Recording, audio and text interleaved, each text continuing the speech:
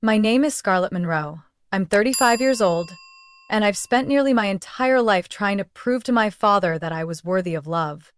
Even now, as the director of investment strategy at one of Chicago's top financial firms, earning a seven-figure income with a team that half-jokingly calls me the goddess of Wall Street, to him, I'm still nothing more than a failure dressed as success. My family lives in a luxury estate in the northern suburbs of Philadelphia, where hedges are trimmed like something out of a painting, martinis never run dry at weekend parties, and every photo on the wall is curated as if life itself were one flawless ad campaign. But behind all that polish is a cold house where compliments are rare and affection always comes with strings attached. My father, Gregory Monroe, is a renowned real estate mogul who believes a person's worth can be measured solely by achievement and power. He built Monroe Properties from the ground up and used it like a crown to enforce his standards on every member of our family. In his eyes, emotions are weakness, and mistakes are unforgivable. Since childhood, I lived in the massive shadow of both my father and my older brother Caleb, the golden son. Caleb is 4 years older, doted on endlessly. He played football at an Ivy League college, married a senator's daughter, and is now the vice president of our family's corporation. Just the moment Caleb walks into a room, my father beams with so much pride, there's no room left for anyone else. And me? I once brought home a national first-place trophy in a finance competition at 17. My father's reaction? Try doing that in the real market before bragging. When I received a full-ride scholarship to MIT, he didn't look up from the real estate ticker, just nodded and said, "Harvard is where real players go." The first time I appeared on national television as a financial advisor in a billion-dollar deal, he muttered while turning off the TV, "Hope you didn't embarrass the family." My mother, Nancy, is a gentle woman who always seemed nervous when my father entered a room. She used to be an art teacher, but after getting married, her life and opinions were reduced to the role of the woman behind the successful man. In front of him, she always smiled softly, spoke quietly, and avoided conflict. I used to hear her crying in the bathroom at night when he didn't come home, but the next morning, she still made breakfast like nothing had happened. My younger sister, Madeline, 3 years my junior, was the only one who truly listened without judgment. Though she rarely raised her voice, Madeline had mastered the emotional maze that was our father. She knew when to smile, when to stay quiet. She was the one who wiped my tears after tense dinners, whispering, "It's not your fault," every time I became the target of one of his irrational tirades. In recent years, I tried to avoid coming home, but every June the Monroe clan gathered at the estate for our traditional family reunion, where my father sat at the head of the table, raised a glass of red wine, and declared, "Family is the foundation of success." It sounded hollow, almost laughable. This year, I came prepared with a special gift I hoped might change the way he saw me. A silver Porsche 911 Carrera, the exact model he once admired at a party last year. Eyes lit up like a child. I bought it with the bonus from the most successful investment deal of my career. Somewhere in the back of my mind, I still held on to this foolish hope that if this time he smiled, genuinely smiled, and said, "I'm proud of you," maybe, just maybe, all the old wounds would finally start to heal. I had no idea that the day I walked into that estate with car keys in hand, everything I'd ever believed about family would shatter beyond repair. I used to think if I tried hard enough, my father would finally see me. Not just see in the literal sense, he never stopped watching me, but truly see me for who I was and who I was trying to become. But to him, I was just a defective copy of my brother, Caleb Monroe, the poster child for everything he wanted in a son. Strong, decisive, the perfect mold of the family business heir. Even as a child, I understood who had been chosen to inherit the crown, and who was just part of the stage scenery. When I was in 4th grade, I won a statewide essay contest. My entry was titled "My Mother's Quiet Courage," a tribute to her silent sacrifices. She cried when she read it. My father? He placed it on the table and scoffed. Feelings won't get you anywhere. You should have written about business or finance, things that actually matter. At 12, I skipped a grade and got into honors math. That same year, Caleb became captain of his high school football team, and the house exploded with celebration. My grandfather called every relative. Meanwhile, I was ignored at dinner like I didn't exist. Adeline, my sister, had this subtle talent for keeping peace. She wasn't loud or flashy, but she knew how to read the room, keep things calm, keep Dad from snapping. She was the oil to our family's stiff machinery. Whenever I got corrected over my attitude or performance, she'd secretly leave little handwritten notes for me. You did great. Don't believe what he says. Those words helped me survive adolescence, but they couldn't erase the feeling that I was living in a competition I never signed up for. At 16, I scored 1,590 out of 1,600 on the SAT, nearly perfect. I imagined my father would take me out for dinner, or at least say something that made me believe he was proud, but he just lowered his newspaper, looked at me, and asked, "Did Harvard send an offer yet? MIT is too technical. Women should pick places with better networks, not just textbooks." I didn't say anything then, but that night I cried into my pillow until it was soaked. That was the first time I clearly realized my accomplishments meant nothing if they didn't match his expectations. All through college, I worked 3 jobs at once just to make ends meet. I didn't want to take money from him, not out of pride, but because I knew he'd use every dollar as a reason to belittle me. "You can only succeed if I back you," he once said. That in front of his business partners at a party. I was just a few feet away, heard every word, and still had to smile, like a well-behaved shadow. After graduation, I turned down the offer to work at the family company, even though he had suggested I start in a role called financial management assistant, which sounded fancy but really meant assistant to an assistant, a glorified placeholder. I chose to move to Chicago and started at the lowest position in a venture capital fund, working from early morning till late at night, no breaks, no favoritism. But at least there, I was judged on merit, not bloodline. Caleb still lived under my father's wing. He'd been brought into meetings since he was 22, had a board seat before he even got married. Anyone who met him would say, "He's like a younger version of Mr. Monroe." And every time I heard that, my heart sank like it was pulled by a cord I couldn't cut.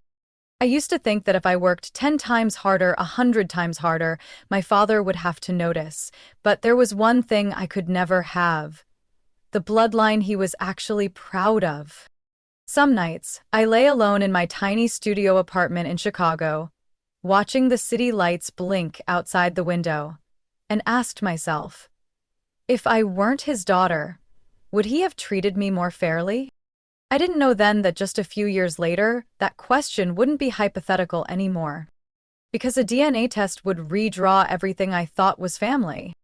Breaking free from my father's control felt like stepping into another world, a world where I wasn't Gregory Monroe's daughter, but just a young woman trying to survive in the financial jungle of Chicago. I started with a small role at Sterling Equity, a notoriously strict venture capital fund. My starting salary was just enough to rent a 1-bedroom apartment 30 minutes from downtown by train, with barely a sliver left for daily living. But I didn't complain. Every sleepless night, every analysis I submitted without being corrected, I treated it like a win. 4 years later, I was promoted to head of investment research, the youngest person to ever hold that position in the company's history. By then, I was no longer just surviving. I was leaving a mark. A deal I led tripled the firm's profit on a biotech startup, and from that point on, my name became a regular at the strategy table. I thought those successes would somehow ease the burning need inside me, the need for my father's recognition. But they didn't. Even after building a career completely separate from the Monroe real estate empire, I often found myself hoping for a phone call, a random compliment, or just a simple message, "I know you made it." Of course, that never happened. Every year, on his birthday, I still sent flowers. Every Thanksgiving, I still called and received the same cold voice, asking a few casual questions and ending with something like, "Yeah, I'm sure work keeps you busy. Keep at it." Last April, after a deal worth over $250 million, I was promoted to Chief Investment Strategist at Sterling. I remember standing alone in the elevator, staring at my name newly engraved on the brass plaque in the lobby. My heart was full, but not with pride. It was a strange emptiness. Everything I had achieved still wasn't enough to make him look at me the way he looked at Caleb. 3 months later, on a rainy night in Chicago, I saw a commercial on TV, a Jaguar XF, the model my father used to rave about before it even hit the US market. A wild idea sparked in my mind. If I gave him that car, if he got to sit behind the wheel of something he always dreamed of, would he, maybe, just once, look at me with pride? I didn't hesitate long. I ordered the imported Jaguar in deep forest green, the exact first edition trim he had once mentioned at a party. The total cost after taxes was over $93,000, almost my entire quarterly bonus. But I didn't regret it. I called it my final investment in him. I arranged for the car to be delivered during the annual family gathering, the one where he always sat at the head of the table, where Caleb was always the star, where Mom quietly kept the peace, and I was always the one asked, "So, what is it you're doing these days again?" The night before the gathering, I drove the brand new Jaguar from the Center City showroom to my parents' house, feeling like a nervous child before a big exam. I parked in front of the mansion I grew up in, held the keys in both hands, and rang the bell. My father opened the door. He looked at me, then glanced quickly at the car gleaming under the gate light. He frowned, squinting like trying to piece something together. I handed him the small gift box with the keys inside, smiling. "Happy belated birthday, Dad." He opened the box, and for a brief second his eyes lit up. But then he frowned. "Scarlett, you got me a car worth almost $100,000? What exactly are you trying to prove?" I tried to suppress the sting in my chest. "It's not about proving anything, it's just a gift." He stepped out to look at the car. As he walked, he added, "Is money in your industry that easy to come by? Or is this some kind of personal PR stunt?" His tone carried no gratitude, only suspicion and defensiveness. Still, he opened the door, sat in the driver's seat, nodded at the luxury interior, but couldn't resist adding, "These leather seats will be awful in the summer heat. Probably just good for weekend drives." I didn't say anything. I couldn't. My throat tightened.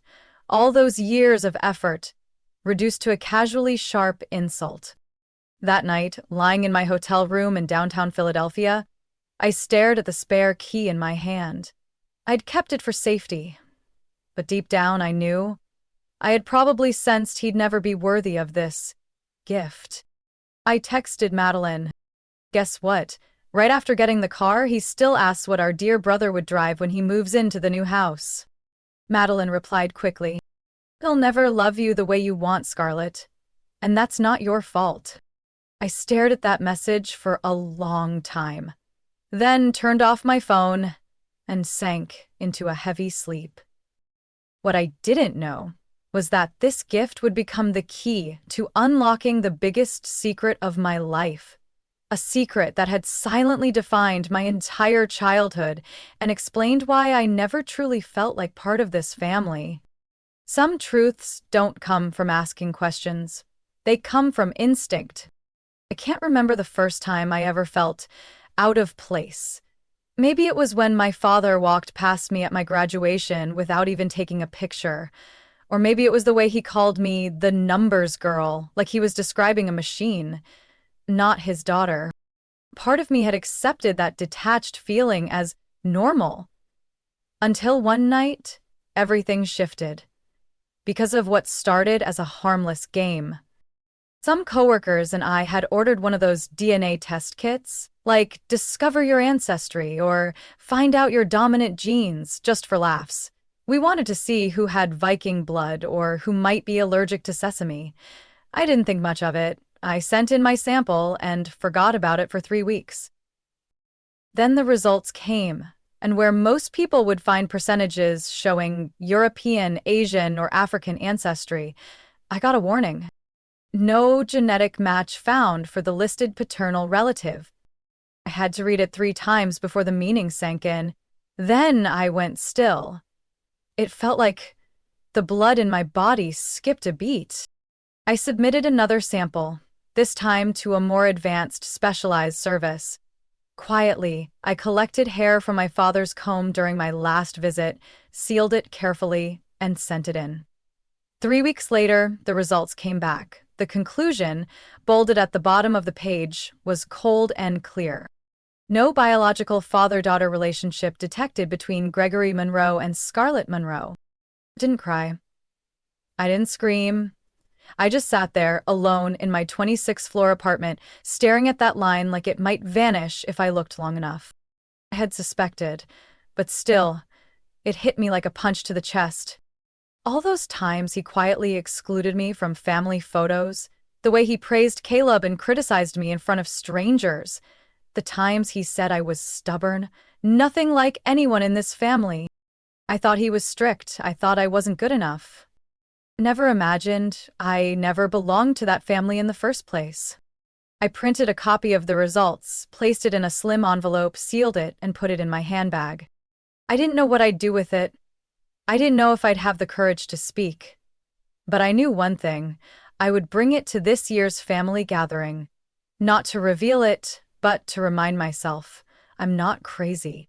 The feeling of being unwanted wasn't just in my head. On the day of the gathering, I wore a simple yet elegant black fitted dress. My hair softly draped over my shoulders, lips painted a deep wine red. I wanted to look like a woman who had nothing left to prove. Caleb, as usual, arrived late, wearing the smile of someone who always knows he's the main act. Mom gently hugged me, but her eyes drifted when I looked directly at her. "Your father's out back with some guys from the industry," she said, as if it were more of a warning than information. I walked in like a shadow. People turned to greet me, asked a few things about work, but their gazes swept past me quickly as if just checking off a list. I was used to it. I saw the Jaguar I had gifted him parked right by the fence, not in the garage, not in any prime spot to show off. It looked pushed aside, just like me. During dinner, he raised his glass to congratulate Caleb for being appointed to manage a new development near Princeton. Everyone applauded. Then he turned to me with a smirk. Scarlett also got me a very impressive car. Quite an emotional way to spend money, but hey, a finance professional living like an artist is at least entertaining. There were a few awkward chuckles. I didn't laugh. I set my wine glass down, my fingers lightly gripping the handle of my purse. I could feel the envelope inside pulsing with every word he said. I hadn't planned to speak up, but I knew the truth couldn't stay quiet any longer. Every time his eyes skimmed over me without stopping, I felt a part of me go numb. But now I had a weapon. I had proof. Not for revenge, but for release. I stood up and excused myself for a moment. I needed to breathe. In the hallway leading to the backyard, I accidentally overheard his voice from the study, the door slightly ajar. "She's always trying to impress, but she's no Caleb. She doesn't have Monroe blood. I've always known, even if I never said it." I couldn't take another step, not out of shock, but because that one sentence confirmed everything. He knew, for a very long time, and he chose to punish me with 30 years of silence. I walked back into the dining room, hand on my purse strap, but now my heart wasn't trembling, because I knew the truth wasn't meant to stay in an envelope. He was going to be spoken, and it would end everything. I returned to the dining table with a strange calm in my chest, not from cold air, but from the way hope had just been extinguished. He knew. My father, Gregory Monroe, had always known. And he still chose silence for 3 decades, letting me twist, exhaust myself, and beg for an acknowledgement that would never come. In my mind, that DNA envelope was no longer a secret. It had become the key to unlocking the final chains on a daughter denied by blood. Dinner took place in the estate's luxurious dining room, where crystal chandeliers cast reflections on expensive glassware, where everything was arranged so perfectly it felt lifeless. The courses were served like a Swiss watch, on time, in order, with the appearance my father always demanded. No scratches, no chaos, no emotion. I sat near the end of the table, next to my mom's cousin, whom I saw only once a year. Meanwhile, Caleb and his wife and kids sat right beside my father, as if to confirm that seating wasn't based on invitation cards, but on whose blood he chose to love. My mother was quieter than usual, glancing at me from time to time like she wanted to say something, but never did. My sister Madeline kept lightly tapping my hand under the table, her silent way of offering comfort, but no one dared to break the invisible wall my father had built from pride and fear. After the steak and red wine came the annual ceremony. Gregory Monroe stood, brandy glass in hand, wearing that version of warmth he only summoned when an audience was present. "Thank you all for being here tonight," he began, voice deep and clear, as if he were addressing a real estate summit, not a family dinner. "Family is the foundation, and I'm proud to have built a legacy worthy of continuation." He turned to Caleb, my son, who just completed the commercial development deal in Newark. Sharp, timely, fearless, all the traits needed to carry the Monroe legacy forward. Applause filled the room. I remained still. Madeline, the most gentle of my 3 children, was just appointed project director at the nonprofit she's been working with for years. A quiet job, but meaningful. I'm very proud. I looked at my sister. She bowed her head slightly, smiled, then glanced toward me with a look of apology. I knew she didn't want this play to go on like this, but she couldn't stop it. No one could. And finally, he paused, turning toward me. "Scarlett." I took a deep breath. "Scarlett is also keeping busy," he said, slowly, as if choosing every word with care. "Leading some finance projects, bought me a car worth nearly $100,000 without asking anyone first." There was scattered laughter around the table. My face stayed stone cold. He raised his glass, eyes locked on mine. I've always taught my children that true success isn't about how much money you make, but how much value you bring to your family. Some people understand that, others don't."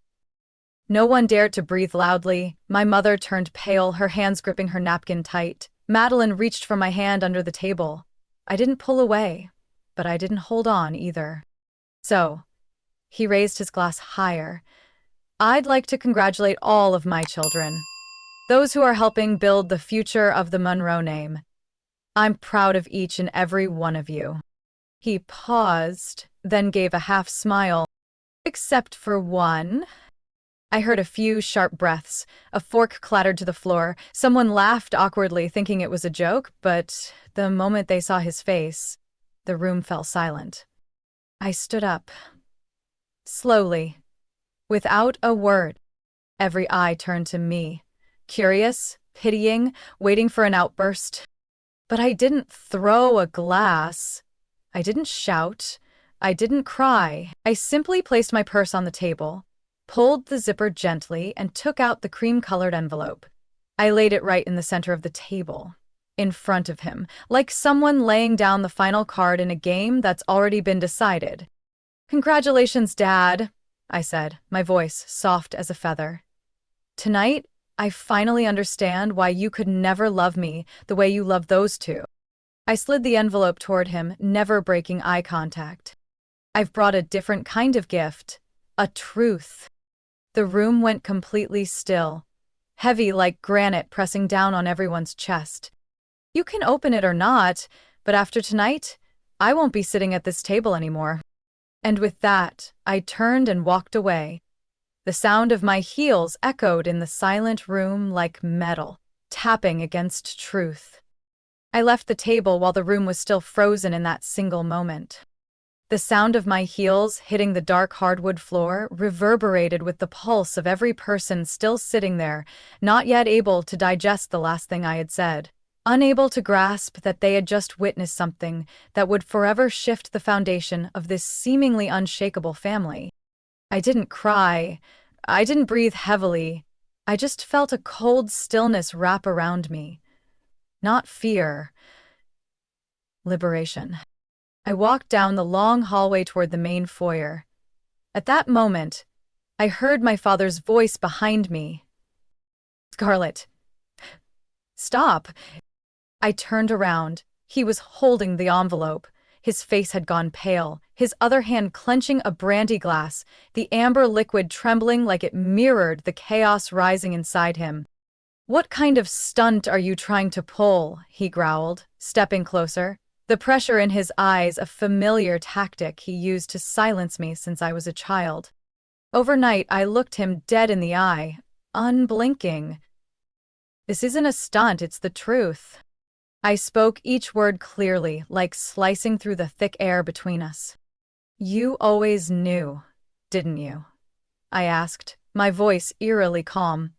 "You knew I wasn't your biological daughter, and instead of saying anything, you chose to punish me with indifference, with decades of coldness and contempt."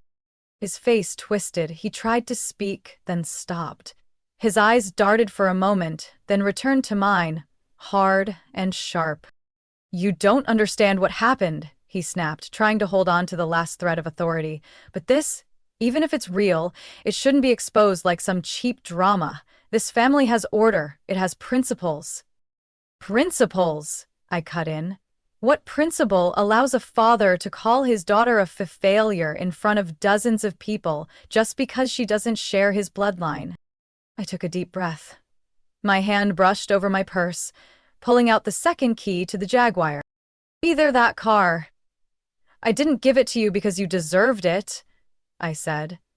"I gave it because I still had hope. Because I was foolish enough to think that maybe, just maybe, you'd finally be proud of me." I placed the key on the table by the entrance, right beneath the large portrait of him, where the golden light shone on the face of the man I once believed was the definition of power. "But now I know.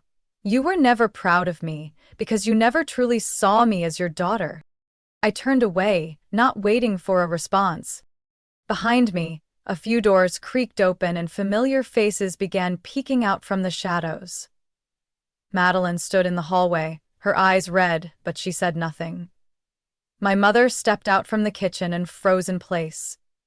She looked at me, her eyes full of pain, but not surprise, as if she had been waiting for this moment all along. I didn't say goodbye. I didn't need to. The truth I left on the table had already said everything. As I stepped into the cold Philadelphia night, the chill swept through the hem of my dress, making me shiver.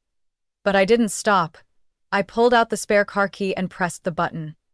The Jaguar's headlights blinked twice, letting out a soft beep, almost mocking the deathly silence I had just walked away from.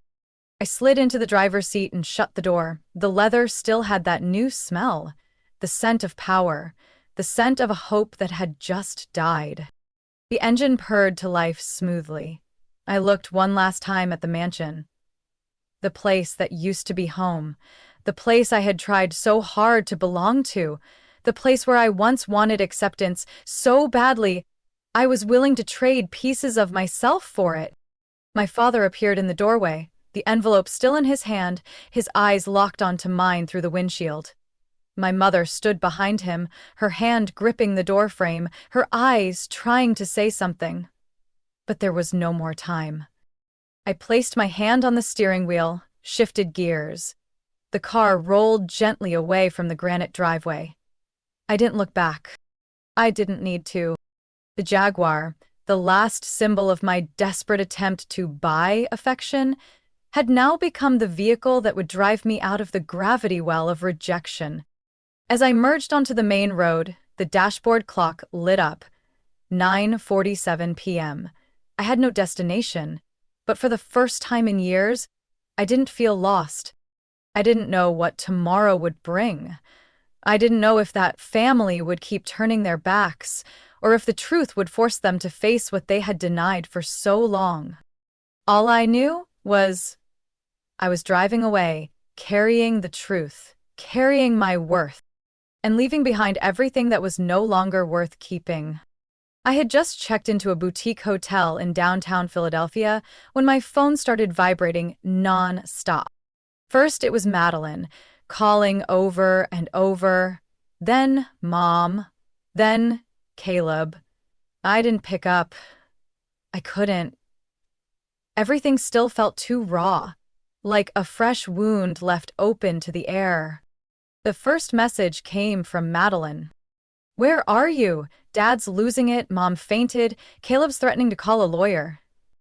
I exhaled and leaned back on the bed, not because I regretted anything, but because I knew I had just torn open a curtain that the entire family had spent 3 decades trying to keep in place.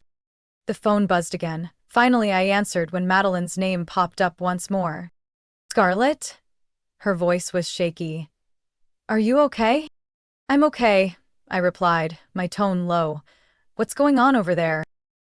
"It's chaos," she swallowed hard. "Right after you left, Dad opened the envelope. He froze for like 15 seconds, then slammed it on the table. Mom started crying. Caleb stood up and yelled, 'She's making this up!' I closed my eyes. I could picture every detail as if watching a slow-motion playback, precise, cruel, and without a moment of compassion. Dad went straight into the study and slammed the door. No one dared go near him, Madeline continued. Mom locked herself in her room. "Caleb, he's threatening to sue you for embarrassing the family in front of business partners." I let out a dry laugh. "I've been the one humiliated for 35 years. "I know. And I'm on your side, Scarlett. This had to come out." A short silence passed. "There's one more thing." Madeline hesitated. Before she went to her room, Mom called me over. Her eyes were red. She said, "She needs to see you, urgently. Just the two of you." I sat up straight. My mind swirled. A part of me had already guessed. But hearing it from Mom directly, that was something else. "I'll text you the hotel address," I said quickly. "If she wants to tell the truth, I'll listen." 2 hours later, my mother stood at the door. Her hair was slightly messy, no makeup, and her eyes were more hollow than I'd ever seen.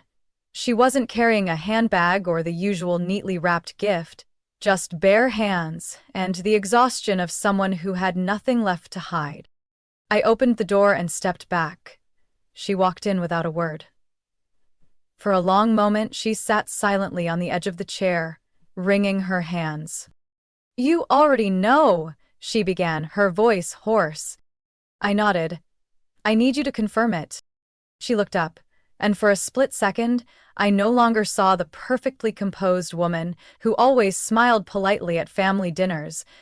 I saw a young girl, frightened, cornered, trapped in choices she never really owned. "You were born not long after I graduated from college," she began. "Back then, I was in love with a man named Ethan Walsh. He studied architecture at NYU. We met at a seminar in New Jersey." That name cut into my chest like a blade. My family forbade me from seeing Ethan because he wasn't from the right class. When I found out I was pregnant, your grandmother forced me to cut all ties. Then I met Gregory at a fundraising event. He knew about the pregnancy, but he said he could fix everything. My heart slowly turned to ice. "You married him? To legitimize the pregnancy?" "Partly," she said softly. "Partly because I had no way out. I also believed he was genuine. But after you were born, he changed. Every time he looked at you, it was like he saw a mistake he could never forgive." I clenched the edge of the chair. And you let him treat me like that for 30 years? It's not that I didn't see, she whispered. It's that I was too weak to intervene. Every time I wanted to tell the truth, I was scared it would destroy everything. And year after year, I kept telling myself that you were strong, that you'd survive it. I stayed silent. The puzzle pieces of my memory fell into place. Every cruel remark, every cold stare, suddenly made sense. And it was a reason I could never fix, because it wasn't about me. His name was Ethan Walsh, I asked. She nodded. Last I knew, he was living in San Francisco, a successful architect. He never knew you existed. I stood and walked to the window. Outside, the city lights blinked quietly, undisturbed. But inside me, a world had collapsed. And another door was beginning to open. I'll find him, I said slowly, not to replace anyone, but to understand myself and to move on without carrying the Monroe name like a life sentence anymore. My mother buried her face in her hands. She said nothing, but when I turned back, I saw tears silently falling from the eyes that had always known how to smile, but never how to hurt. 3 days after that conversation, I sat alone in a newly rented apartment in Midtown Manhattan, laptop open, cursor blinking behind the subject line. Hello. I'm your daughter, Scarlett. It took me nearly an hour to write the first 3 paragraphs, not because I didn't know what to say, but because, for the first time in my life, I was preparing to send a piece of my heart to a total stranger who just happened to carry half my blood. Ethan Walsh, a renowned architect in San Francisco, the man who once loved my mother, the man who had no idea that 35 years ago, when he graduated college, part of him had stayed behind in the world. In the form of me. I wasn't hoping for anything grand. I just wanted confirmation, a chance, or maybe just a conversation without any hidden agenda. I hit send, then closed the laptop as if I had just tossed a glass bottle into the ocean, not knowing where it would end up, or whether anyone would ever find it. 4 days later, I got a reply. The email was short, without flowery words, but it wasn't cold. Scarlett, I just read your message a few minutes ago, and I needed a moment to breathe before responding. I'm not sure how to put it into words. When suddenly, in one moment, my life includes a grown daughter who has lived for 35 years without me knowing. I'll need time, but I want to meet you. I'll be in New York next month for a conference. If you're open to it, we could grab a coffee. No pressure, no expectations, just a beginning. Ethan.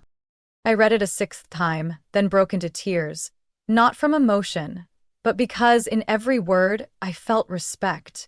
Something I had never once sensed in all my years of calling someone dad. The following week, I returned to work at Sterling Capital like usual. My colleagues greeted me with warm hugs. No probing questions, no pitying glances. They simply said, "We missed you. The market's a mess, and no one reads it like Scarlett does." I smiled. Not a smile to hide exhaustion, but a genuine smile. Of someone who finally felt grounded on her own feet, no longer bowing to a name that never accepted her. A week later, I decided to sell the Jaguar. I brought it to a dealership, signed the paper swiftly, and didn't look back. With just under $90,000 after taxes and depreciation, I invested in a small education fund, scholarships for young women pursuing finance and entrepreneurship. A fellow professional asked, "Why not keep the car? It's beautiful." I smiled. It is, but it's heavy. Every time I drove it, I felt like I was still trying to please someone who never deserved it. I want to drive something lighter. Like myself, now that I've stopped seeking validation from the wrong person. At the end of the month, I met Ethan at a small cafe near Bryant Park. He wore a smoky gray shirt, was tall and lean with gray eyes exactly like mine. We didn't hug, but we locked eyes. And in that gaze, I felt a connection that needed no definition. "You really do look like your mother," he said after a few minutes, "and more like me than I'd dare admit." We talked about life, work, music, no tears, no collapsing into each other, but when he pulled a photo from his wallet of the first house he ever designed and said that if I wanted, he'd take me to see it in person, I knew he was saying, "I'm willing to begin again, if you are." The months that followed passed like a seasonal breeze. Not loud, but profound. Ethan and I stayed in touch through email, video calls, even handwritten letters. There was no pressure to call him Dad, but I knew with every line he wrote, each one was a stitch in the healing. As for me, I slowly began to live with a strange new feeling: peace. I no longer saw success as a ticket to love. I stopped measuring my worth by how many dinner guests applauded or how expensive the wine was.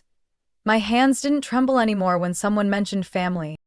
I hadn't just rebuilt my life. I had rebuilt myself, for the first time, without anyone's blueprint. I came home one evening after a warm dinner with Madeline and my mother. A dinner with no vintage wine, no prestigious guests, no staged toasts.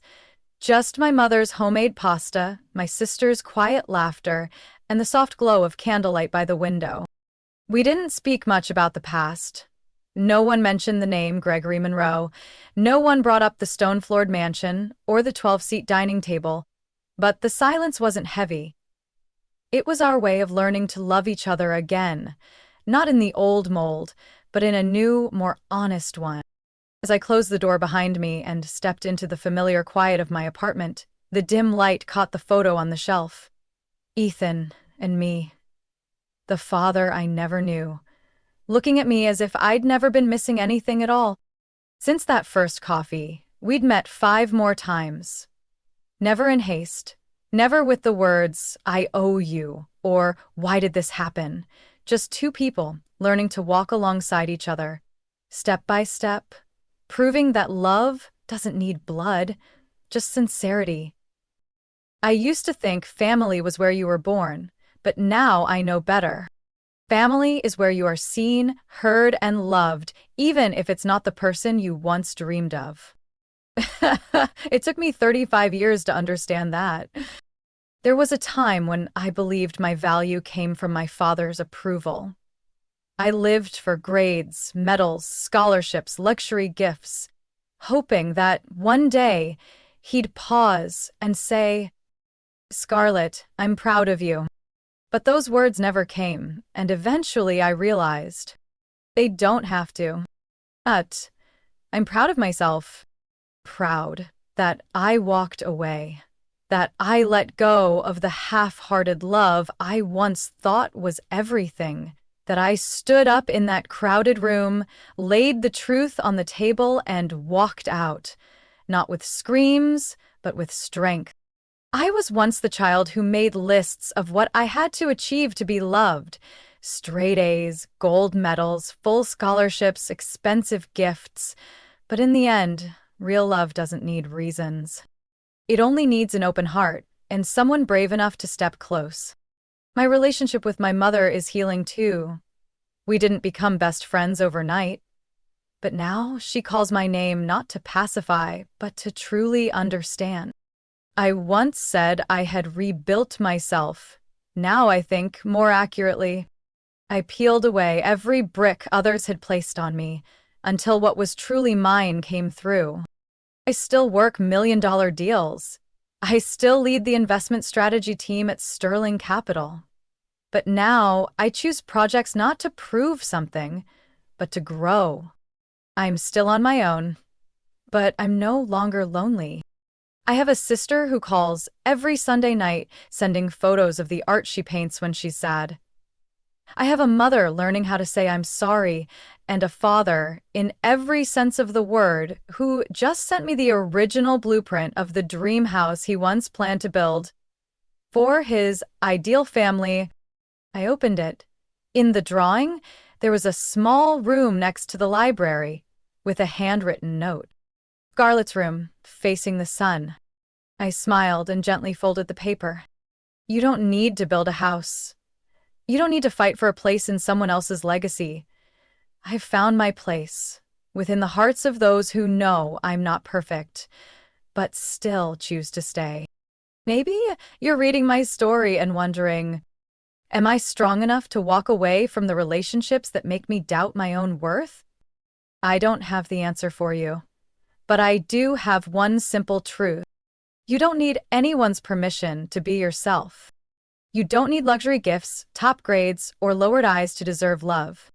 You only need to look in the mirror and dare to ask, does the person in there deserve happiness? If the answer is yes, then you're ready. And if you were once like me, believing your worth was tied to others' approval, then please remember, not everyone who gives you a name gives you their heart, and not everyone who shares your blood knows how to hold you close. A real family is made of those who choose to love you every day with no obligation to do so. Scarlett's story isn't just a journey to find her biological father. It's a journey to rediscover herself after years of living under the shadow of expectation and pain. She bravely walked away from a powerful yet cold family to rebuild her life around truth, dignity, and genuine connection. From the ache of rejection, Scarlett chose to release resentment, heal old wounds, and redefine what family means, where love is unconditional and blood is optional. What do you think about Scarlett's journey? Is the truth ever worth risking an entire family?